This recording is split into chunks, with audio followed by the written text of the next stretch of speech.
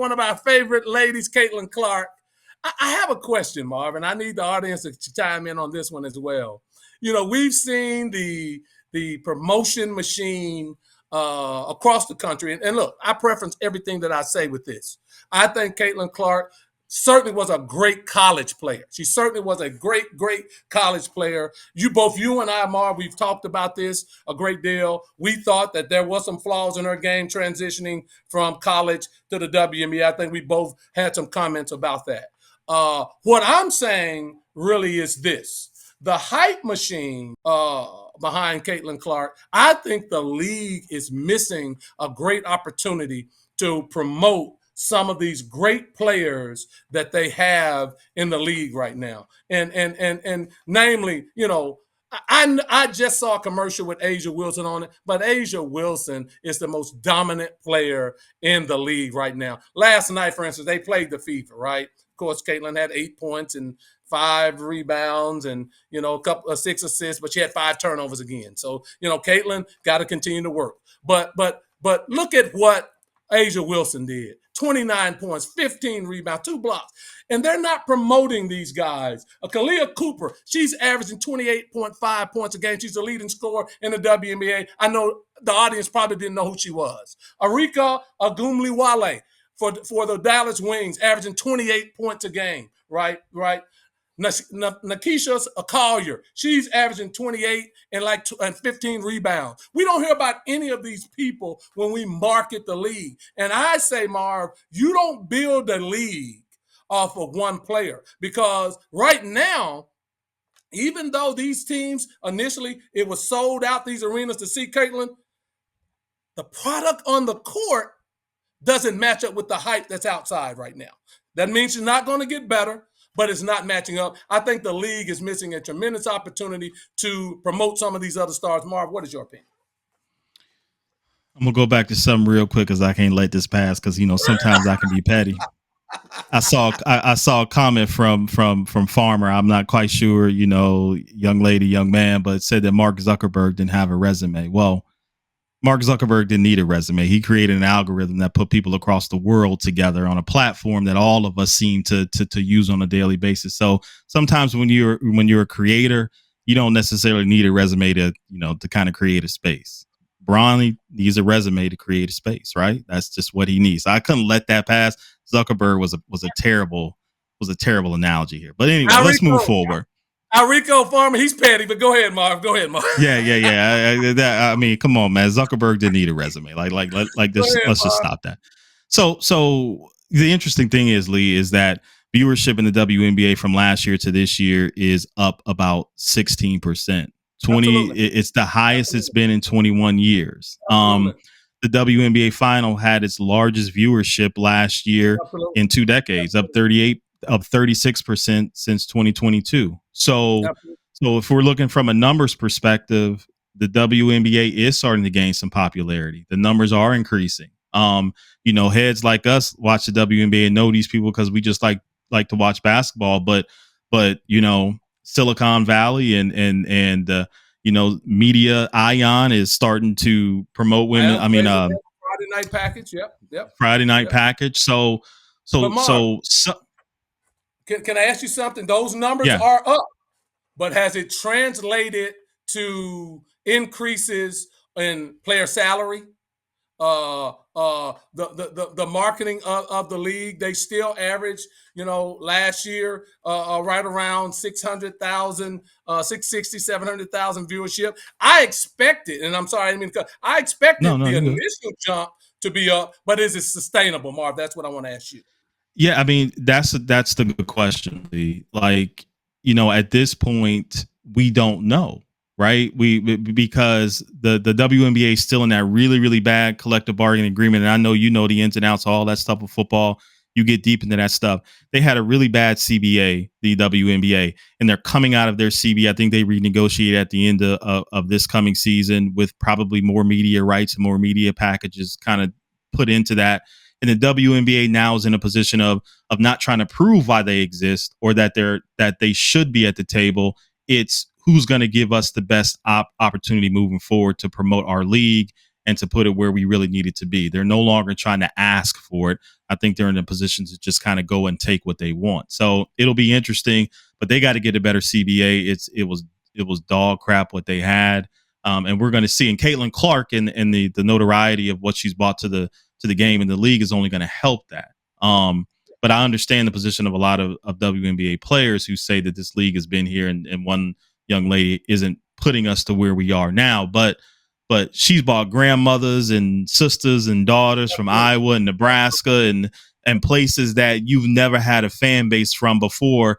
And that has to be something that you also recognize and embrace, because it's only going to be good, for the promotion of your sport and your league. So I think the WNBA is actually doing a pretty good job. I think that they are, using their butter that's being bread in their butter with Caitlin Clark, because she's what everybody wants to see. And she's bringing that NIL college crowd to the WNBA, and that's only going to help them. So, we will see, though, because they got a lot of obstacles coming up here, and I need to see this new TV deal.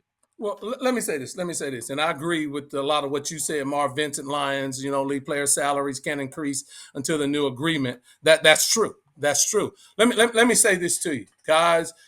I expected the initial bump because of and when I say hype machine, I'm not talking about Caitlin at all, but the hype machine and the push for Caitlin, Marv. I expected that. There's no doubt about that. I expected people to want to see her, but as her skill set and what we see on the court wanes, as that comes down with the initial hype of what people thought she was going to be, because all of these people that you're talking about and that these other people are talking about thought she was going to come in the league and be the exact same player that she was in college and coming into the WNBA. You know me very well, Marv. I never had that opinion.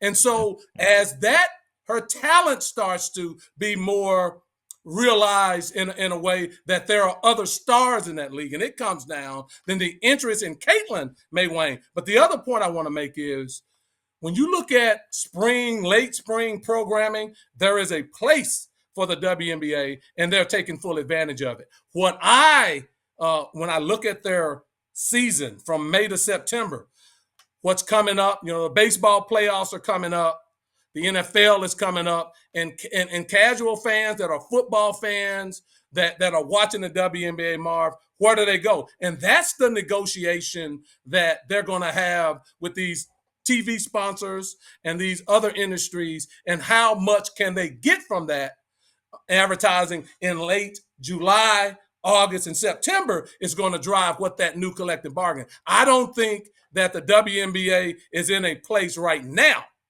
to go in and demand this is what we want. I disagree with that. I don't think that is, but I do think their product has definitely got better, and that's why I say you have to make sure that you're capitalizing on some of this other great talent that's out there, because you have some great people in the league.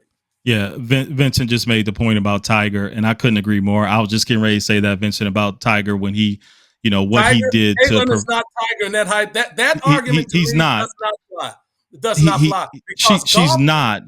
Golf was getting 14 million people watching golfing events before Tiger got there. He increased it, absolutely, but it was an established sport. I disagree with that. I just don't agree with that premise.